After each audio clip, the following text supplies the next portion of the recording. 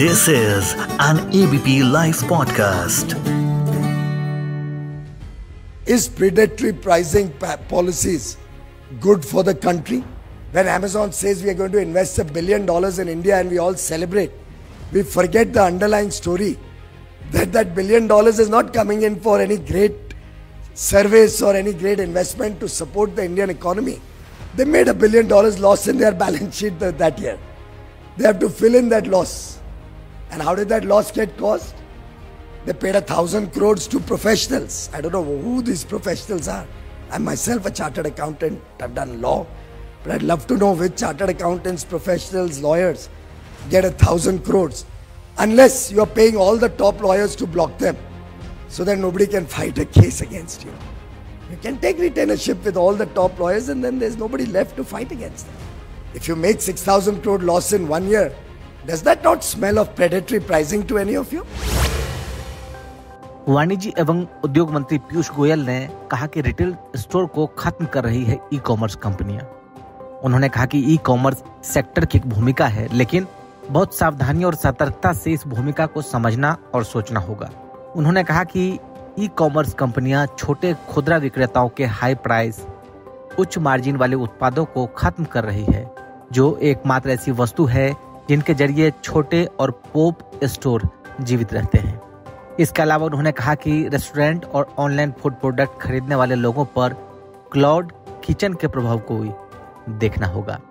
तो ऐसे में सवाल उठ रहा है कि ई कॉमर्स कंपनियों से किस तरह का इम्पैक्ट रिटेल स्टोर पर पड़ रहा है और पीयूष गोयल के इस तरह के बयान के क्या कुछ मायने हैं। इस पर हमारे साथ बात करने के लिए इस वक्त आईएमसी के प्रोफेसर शिवाजी सरकार हैं और मैं हूं आपके साथ राजेश कुमार। शिवाजी सरकार जी, पीयूष गोयल के इस बयान का क्या मतलब निकाला जाए? नहीं, इस पर जो है मेरे ख्याल में प्रॉपर रेगुलेशन होना चाहिए। देखिए, ये ई कॉमर्स जो है ये मोनोपोली होती चली जा रही है। चाहे अमेज़न हो, चाहे फ्लिपकार्ट हो, चाहे कितने भी युवा में देखेंगे आप, इसमें जो छोटे छोटे प्लेयर्स हैं जो है वो ज्यादा देर नहीं खेल पाते और बड़े प्लेयर्स जो है उनको जो है एक के बाद एक एक्वायर करते चले जाते हैं। फ्लिपकार्ट भी पहले एक अलग कंपनी थी, पर फ्लिपकार्ट को भी अमेज़न ने टेक ओवर कर लिया। इस तरह से सारे जो बड़े मोनोपोलीज हैं वो हिंदुस्तान के बाजार को जो है वो आत्मसात करते जा रहे हैं और इस पर रोक लगने की जरूरत है, क्योंकि मोनोपोलीज किसी भी तरह का जो है बिजनेस के लिए अच्छा होता है। ना ई कॉमर्स के बारे में कोई प्रॉपर रेगुलेशन है। मोनोपोलीज और रेस्ट्रिक्टेड ट्रेड प्रैक्टिसेस एक्ट जो था, एमआरटीपीसी एक्ट जो था, उसको हमने खत्म कर दिया है। उसके तहत बहुत सारी चीजों को हम एडजस्ट कर सकते थे, वो अब है नहीं। कंपटीशन कमीशन बनाया गया, पर कंपटीशन कमीशन के जो भी रूल्स वगैरह हैं वो काफी लचर है और वो उस तरह से इफेक्टिव नहीं हो पाते हैं कि बड़ी बड़ी कंपनियां जिस तरह से कर रही हैं और हर दिन नया नया रास्ता ढूंढ लेती हैं।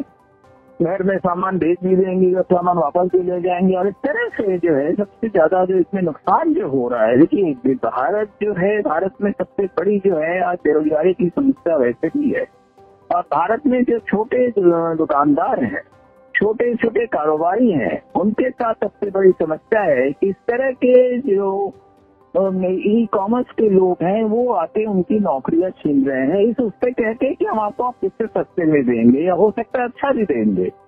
तो इस तरह से जो है, जो गांव देहात या शहर या मोहल्लों में जो लोग काम करते थे, हम देख रहे हैं कि उनकी जो काम है वो खत्म होते चले जा रहे हैं और इससे जो है उनकी समस्याएं जो है बढ़ रही है और ये देश की समस्या है। ई कॉमर्स को जिस तरह से चल रहा है, इस तरह से पीयूष गोयल जी ने बात की, उससे ये नहीं लगा कि वो किस तरह का रेगुलेशन लाना चाहते हैं।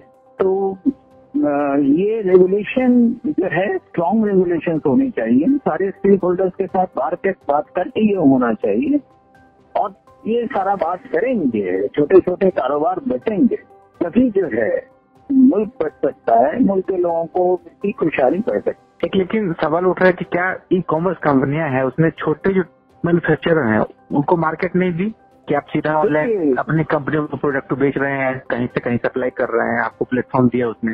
देखिए, कुछ छोटी कंपनियां ऐसी हैं जो खाने वाने के उसमें करती हैं, वो कई बार वो ग्राहकों के साथ भी जो है सही व्यवहार नहीं करती है। वो ये नहीं बताती है उनको अगर आपने ऑर्डर दिया तो सामान कहाँ से उठा रही है। आपने कह दिया तो ठीक है, और उसके ऊपर वो काफी बड़े चार्जेस भी लेती हैं, ये भी है। तो इसीलिए मैंने कहा कि देखिए, मैं देख चुका हूँ छोटे छोटे मोहल्लों में बड़ी छोटी छोटी जो ढाबे होते हैं, वहाँ से भी वो जो है सारे खाना उठा के ले जाके आपको सर्व करते हैं, कच्ची पैकिंग में रेट पे दे देते हैं।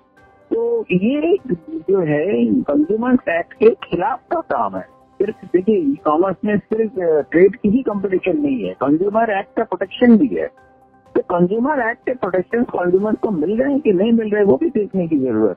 तो कंज्यूमर एक्ट अगर प्रोटेक्शन ग्राहक को नहीं मिल रहा है, सिर्फ इस तरह के कि हम जो है इन चीजों को बहुत बढ़ाएंगे, बढ़ा रहे हैं, लोगों की मदद कर रहे हैं, मेरे ख्याल में ये नैरेटिव सही नहीं है। अभी कल जो है दिल्ली में ऑटो रिक्शा और कैब वालों ने जो ऐप ओरिएंटेड जितने भी आपके टैक्सी ऑपरेशंस हैं, उसके खिलाफ एक एजिटेशन किया और सारा दिन स्ट्राइक रखा।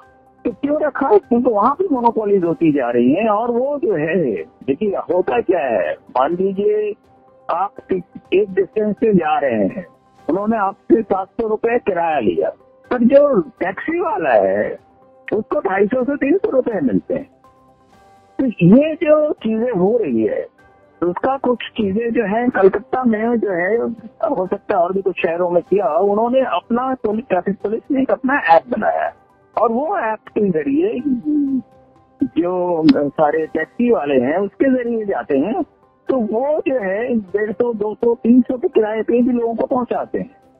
तो इससे उनके पास जो पैसा आता है उन्हीं के पास बचता है, और ये जो ऐप ऑपरेटर्स हैं वो जो इस तरह का शोषण कर रहे हैं वो नहीं कर पाते। तो हमें ये है कि एक कंपटीशन एस्टैब्लिश करना है, और बाकी सारे रूल्स एंड रेगुलेशन जो है उसको सही ढंग से अप्लाई करना है, कि कंज्यूमर एक्ट को भी माने, कंपटीशन एक्ट को भी माने, और भी सरकार को ये भी चाहिए कि कोई भी किसी तरह का मोनोपोली नहीं हो पाए। तो मोनोपोली के सबसे बड़े खतरे हैं, आज तो आपको ठीक है कि वो दे देंगे जब तक मोनोपोली है, जिस दिन मोनोपोली खत्म होगी आपसे 10 गुना पैसा लेंगे और आप रोक नहीं पाएंगे। और साथ के साथ ये भी होगा कि आपके शहर की जो भी व्यवस्था है वो ध्वस्त हो जाती है। इसलिए जरूरी है कि ई कॉमर्स को कैसे हम सही ढंग से करें और करवाएं, ये देखना बहुत जरूरी है। तो आपको ये, इससे पहले अमेजन ने पिछले साल कहा था कि $15 अरब हम भारत में निवेश करेंगे। इससे पहले उन्होंने $11 अरब का निवेश पहले किया, मतलब $26 अरब का निवेश होगा। तो आपका क्या कहना है कि जो लोकल जो रिटेल है वो खत्म हो जाएगा इस तरह की कंपनियों को बढ़ावा देने से? बेशक ये खत्म हो जाता है। और हमें जो है लोगों को प्रोटेक्शन देना चाहिए, सिर्फ निवेश से कुछ नहीं होता। मान लीजिए आपने 1000 करोड़ रुपए लगा दिए और 2000 लोगों की जो भी लाइफ का सस्टेनेंस जो है, लाइवलीहुड खत्म हो जाती है, वो हमारे लिए इम्पोर्टेंट है? या वो 1000 करोड़ रुपए जो है, 1000 करोड़ डॉलर भी कर लीजिए, वो भी है? तो ये नहीं होना चाहिए। पैसा लगाने का मतलब नहीं है कि सारे पैसे सिर्फ उन्हीं की जेब में जाए। तो एफडीआई के ये खतरे हैं, और खास करके किसी भी तरह के बड़े ऐप कंपनी जो है, वो आप अगर देखेंगे अमेजन का जो शेयर होल्डर्स है वो दूसरी बड़ी कंपनियां हैं, यानी कि बड़ी कंपनियों का एक पूरा गैंग विश्व में काम कर रहा है। इसको हमें किसी भी तरह से रोकना ही नहीं है, इसको खत्म करना चाहिए। और हमारे जो हिंदुस्तान के जो दोषी लोग हैं उनको सपोर्ट करने के लिए हमें सारी व्यवस्था बनानी चाहिए, नहीं तो सारी व्यवस्था बेकार है। अगर लोगों के काम कोई व्यवस्था नहीं आती है तो व्यवस्था का कोई मतलब नहीं। लोगों की नौकरियां बचनी चाहिए, लोगों के जो है सामर्थ्य होना चाहिए, कंज्यूमर को प्रोटेक्शन मिलना चाहिए। और अमेजन दूसरे साथ साथ एक चीज और करता है, अमेजन और इस तरह की कंपनी, आपके जो इन्फॉर्मेशन होते हैं वो भी बेचते हैं, उससे भी कमाते हैं। अलग अलग हर तरह की कंपनी यही कर रही है, उस पर भी रोक लगनी चाहिए।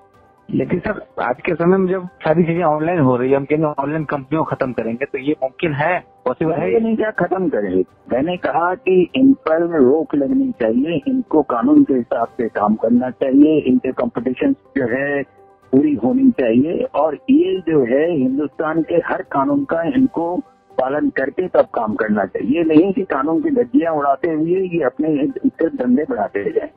तो पीयूष गोयल के बयान का क्या कुछ मतलब है? आगे इसकी दिशा में क्या कुछ गवर्नमेंट सोच रही है? क्या उनके बयान का मतलब क्या है?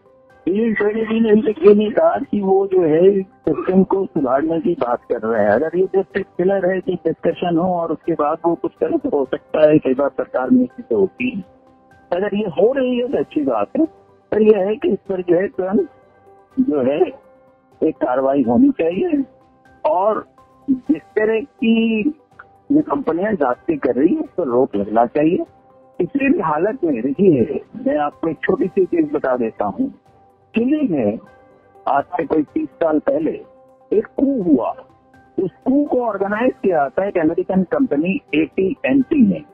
तो इस कोई भी कंपनी अगर इतनी ताकतवर हो जाती है, वहां की सरकार को बदलने की हिम्मत रखती है, तो उस मुल्क के लिए अच्छी बात तो नहीं है। ये नहीं होना है। कंपनियां आए, काम करें, सर झुका के काम करें, सेवा करें, अपना कमाएं और यहाँ के लोगों का ख्याल रखें, वो ठीक है। पर बाकी चीजें जो है हमारे लिए बहुत बड़ी समस्या पैदा करती है।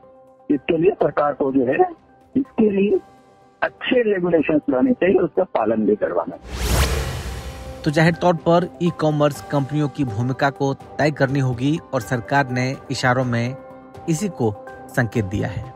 और एबीपी लाइव पॉडकास्ट के साथ बातचीत करने के लिए शिवाजी सरकार जी, बहुत शुक्रिया आपका। This is an ABP Live podcast.